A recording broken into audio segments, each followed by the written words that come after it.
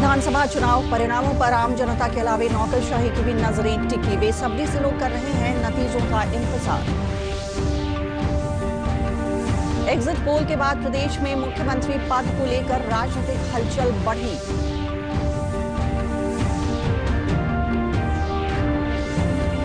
कल होने वाली मतगणना की तैयारी पूरी। सभी मतगणना केंद्रों पर सुरक्षा के व्यापक प्रबंध।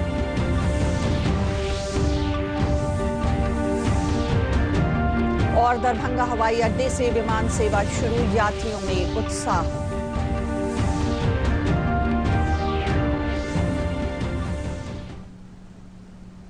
नमस्कार, सुबह के समाचारों में आपका स्वागत है। मैं हूं आपके साथ मधुरी महाराज और अब समाचार विस्तार से। मतदान की प्रक्रिया पूरी हो चुकी है। चुनाव लड़ रहे नेताओं और गठबंधनों के अलावे विधानसभा चुनाव परिणामों पर आम जनता के अलावे नौकरशाही की भी नजरें टिकी हुई हैं। बेसब्री से चुनाव परिणाम का इंतजार लोगों को है। एग्जिट पोल आने के बाद राजनीतिक सक्रियता के साथ साथ नौकरशाही की भी सक्रियता बढ़ गई है। परिणाम के उम्मीद में दोनों गठबंधनों के नेताओं को लोग लगातार बधाइयां और शुभकामनाएं दे रहे हैं। मीडिया कर्मियों के अलावे राजनीतिक दलों के नेताओं और आम जनता सहित सूबे के नौकरशाह जानने की लगातार कोशिश कर रहे हैं कि राज्य की सरकार बदलेगी या पुराना निजाम कायम रहेगा। इस बीच अंतिम चरण के चुनाव के साथ आए एग्जिट पोल के बाद राजनीतिक दलों के कार्यकर्ताओं, प्रत्याशियों के समर्थकों की उम्मीदों की कयास में बदल दिया है और अब सबकी नजरें 10 नवंबर के चुनावी नतीजों पर टिक गई हैं। इधर कल मतगणना के दिन शहरी क्षेत्रों के साथ ग्रामीण इलाकों में भी सुरक्षा के व्यापक इंतजाम किए गए हैं। जीत की जश्न को लेकर किसी भी तरह की कानून और व्यवस्था की समस्या उत्पन्न न हो, इस बात पर भी पुलिस कड़ी निगरानी रखेगी। आमतौर पर मतगणना स्थल को छावनी में तब्दील कर दिया गया है। सुरक्षा में पारामिलिट्री फोर्स के साथ बड़े पैमाने पर पुलिस अधिकारियों के साथ पुलिस कर्मियों की भी तैनाती की गई है। इसके अलावे मतों की गिनती के लिए बनाए गए मतगणना केंद्रों और उसके आसपास सुरक्षा व्यवस्था के लिए अर्धसैनिक बलों की भी तैनाती की गई है। जम्मू कश्मीर में नियंत्रण रेखा में घुसपैठ की कोशिश को नाकाम करते हुए भारतीय सेना ने 3 आतंकियों को मार गिराया है। सेना और आतंकियों के बीच मुठभेड़ के दौरान मधेपुरा के घेलाड़ प्रखंड के जागीर गांव निवासी सेना के कैप्टन 24 वर्षीय आशुतोष कुमार समेत 4 जवान शहीद हो गए हैं। रक्षा प्रवक्ता राजेश कालिया ने ये जानकारी देते हुए बताया कि मुठभेड़ में एक आतंकी भी मारा गया। अंतिम चरण के विधानसभा चुनाव संपन्न होने के साथ ही विभिन्न चैनलों के एग्जिट पोल में महागठबंधन को बढ़त मिलने की संभावना जताई गई है। इसके साथ ही कुछ सर्वे में महागठबंधन और एनडीए के बीच कांटे का मुकाबला होने की बात कही गई है। पेश है एक रिपोर्ट। बिहार में सत्ता किसके हाथों में आएगी ये तो 10 तारीख को ही पता चल पाएगा, लेकिन निजी न्यूज़ चैनलों के द्वारा कराए गए एग्जिट पोल के नतीजे बताते हैं कि इस बार बिहार में महागठबंधन को सत्ता मिलती दिखाई दे रही है।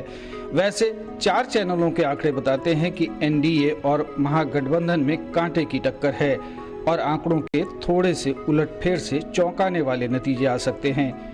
इंडिया टुडे एक्सेस माई इंडिया के एग्जिट पोल के मुताबिक महागठबंधन को 139 से 161 सीटें मिल सकती हैं, जबकि एनडीए 100 से कम सीटों पर सिमट सकता है। अन्य को 9 से 15 सीटें मिलने का अनुमान है। एबीपी सी वोटर सर्वे में एनडीए को 104 से 128 सीटें मिलती दिख रही हैं। महागठबंधन को 108 से 131 सीटें मिलती दिख रही हैं। लोजपा को 1 से 3 सीटें मिल सकती हैं, जबकि अन्य को 6 से 23 सीटें मिल सकती हैं।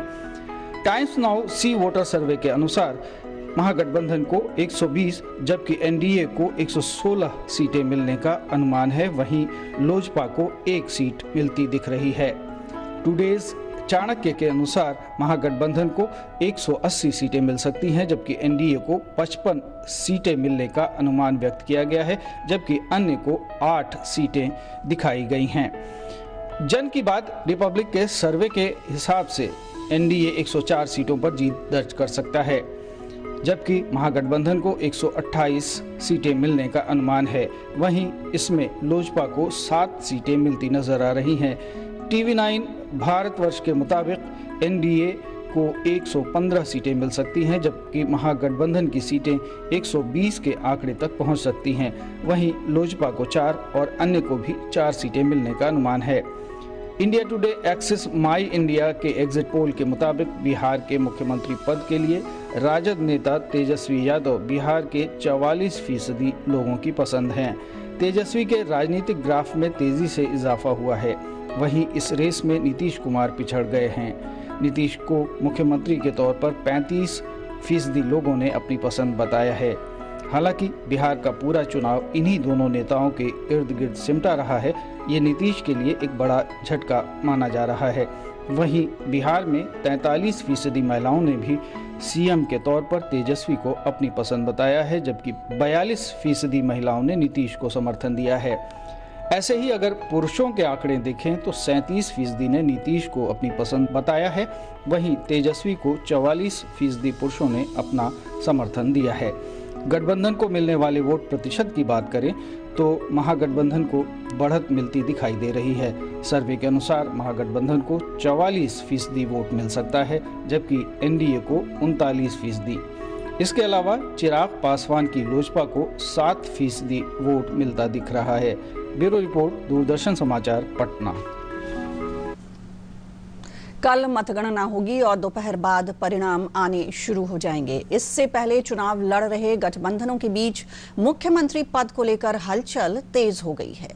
महागठबंधन की ओर से मुख्यमंत्री पद के लिए तेजस्वी प्रसाद यादव के नाम को लेकर किसी प्रकार की संशय नहीं दिख रही है। दूसरी तरफ एनडीए गठबंधन में मुख्यमंत्री पद को लेकर हलचल शुरू हो गई है। इधर एक पर्चा निकालकर ये मांग की जा रही है कि मोदी जी से करें पुकार, रविशंकर जी को दें बिहार। पर्चे में यह भी कहा गया है कि लोकप्रिय नेता रविशंकर जी मुख्यमंत्री के लिए योग्य, कर्मठ और अनुभवी हैं।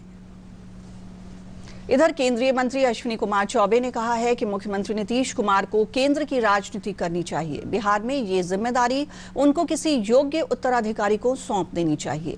श्री चौबे ने अपने बयान में सुझाव दिया है कि बिहार का मुख्यमंत्री किसी दलित या सवर्ण को सौंप देना चाहिए। अति पिछड़ी जाति से किसी को उप मुख्यमंत्री बनाना चाहिए।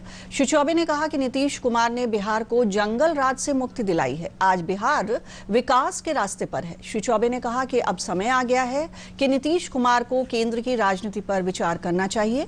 उन्होंने कहा कि हमें लगता है कि नीतीश कुमार केंद्र में बेहतर भूमिका निभा सकते हैं। श्री चौबे ने यह भी कहा कि ये हमारा निजी विचार है। बिहार विधानसभा चुनाव के लिए मतगणना 10 नवंबर को होगी, लेकिन इस बार चुनाव परिणाम के लिए लोगों को इंतजार करना पड़ सकता है। कोरोना के चलते ज्यादा पोलिंग बूथ बनाए गए थे, जिसकी वजह से काउंटिंग में देरी होगी। पेश है एक रिपोर्ट। बिहार विधानसभा चुनाव के लिए 10 नवंबर को मतगणना होगी, जिसमें वोटों की गिनती के साथ ही शुरुआती रुझान के बाद चुनाव के नतीजे सामने आने लगेंगे। हालांकि इस बार अंतिम परिणाम के लिए थोड़ा इंतजार करना पड़ेगा।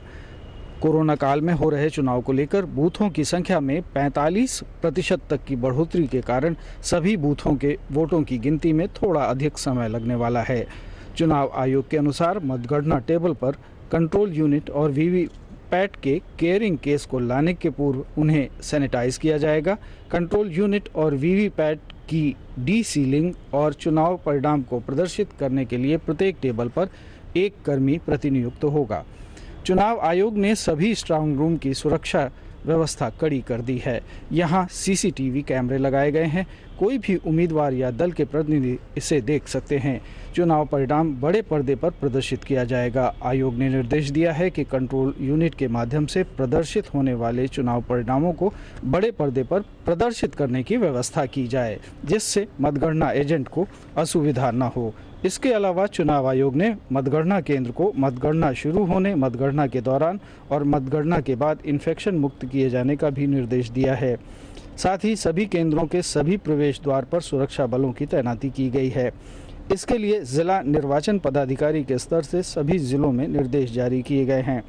पटना के सभी 14 विधानसभा क्षेत्रों की मतगणना एएन कॉलेज में होगी।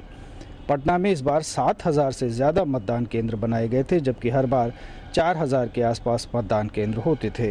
पटना के डीएम रवि कुमार के मुताबिक मतगणना में टेबल की संख्या 14 होगी, लेकिन काउंटिंग के राउंड बढ़ जाएंगे। पहले 28 से 30 राउंड में काउंटिंग खत्म हो जाती थी, लेकिन इस बार ये राउंड बढ़ सकते हैं। ये करीब 50 राउंड तक जाएंगे। ऐसे में चुनाव नतीजे आने में समय लगेगा। मतगणना में देरी की एक वजह पोस्टल बैलेट की गिनती भी है।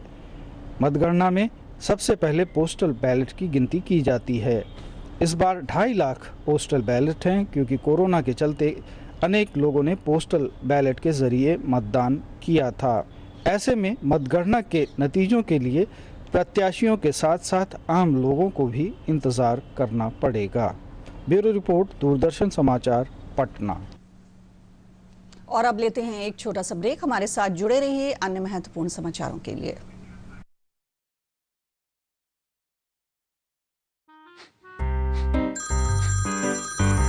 सर, आपका केवाईसी अपडेट करना है, नहीं तो अकाउंट और एटीएम कार्ड ब्लॉक हो जाएगा। सावधान सावधान, 2.5 करोड़ का इनाम मुझे।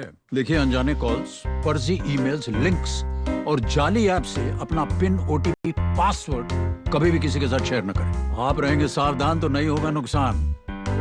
आरबीआई कहता है, जानकार बनिए, सतर्क रहिए।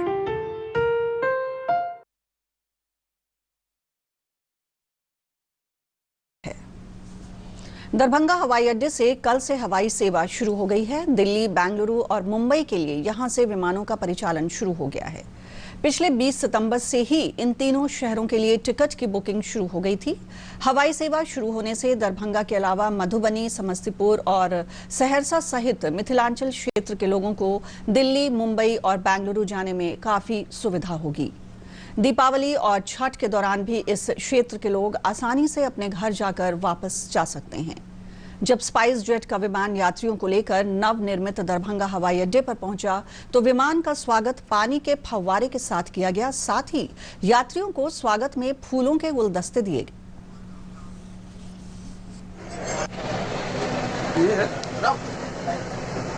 आज पहली बार दरभंगा उतरे और हम लोग अब सुपौल जाने वाले हैं। इससे पहले हम लोग पटना या फिर कोलकाता उतरते थे तो बहुत ज़्यादा लगता था घर जाने में, तो हम लोग को आसानी हो गई है, तो कभी भी आ जा सकते हैं।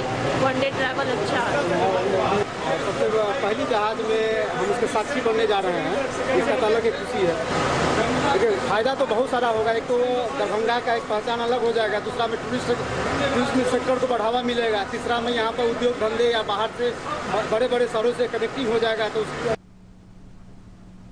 सिवान जिले के नगर थाना क्षेत्र में पदस्थापित प्रशिक्षु सब इंस्पेक्टर रानू कुमार ने फांसी लगाकर आत्महत्या कर ली। मामले की जानकारी देते हुए थाना प्रभारी गोपाल कृष्ण यादव ने बताया कि रानू कुमार ने ड्यूटी से लौटने के बाद फांसी लगा ली। पुलिस आत्महत्या के कारणों का पता लगा रही है। लोक आस्था के महापर्व छठ पर भी कोरोना महामारी पर असर हुआ है। अगर छठ घाट की तैयारियों को देखा जाए तो अभी तक 10% काम भी नहीं शुरू हुआ है। निगम और जिला प्रशासन को 10 दिनों के अंदर लगभग 90% कार्यों को पूरा करना है। नगर निगम की ओर से घाटों की सफाई को छोड़कर और कोई बड़ा काम नहीं हो रहा है। कुछ जगहों पर सीढ़ियों से सिर्फ मिट्टी हटाई जा रही है। पटना में छठ पूजा सीमित घाटों पर ही हो पाएगी। समय कम रहने और कोरोना वायरस के डर से प्रशासन इस वर्ष सीमित घाटों पर पाबंदियों के साथ अर्घ्य की इजाजत दे सकता है। हालांकि सरकार की तरफ से कोई गाइडलाइन नहीं आई है। और अब चलते चलते अंत में मुख्य समाचार एक बार फिर।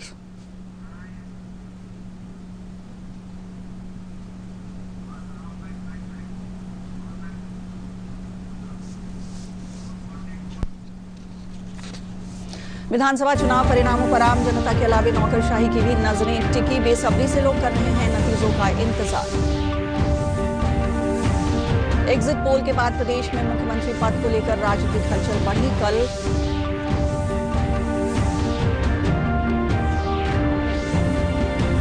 कल होने वाली मतगणना की तैयारी पूरी। सभी मतगणना केंद्रों पर सुरक्षा के व्यापक प्रबंध।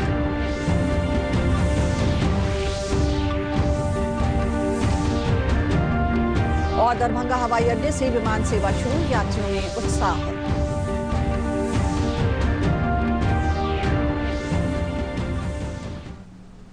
तो ये थे अब तक के समाचार और अब एक महत्वपूर्ण संदेश। कोरोना से बचाव के लिए हमेशा 2 गज की दूरी बनाएं, हाथों को सैनिटाइज करें और सही तरीके से फेस मास्क लगाएं। नमस्कार।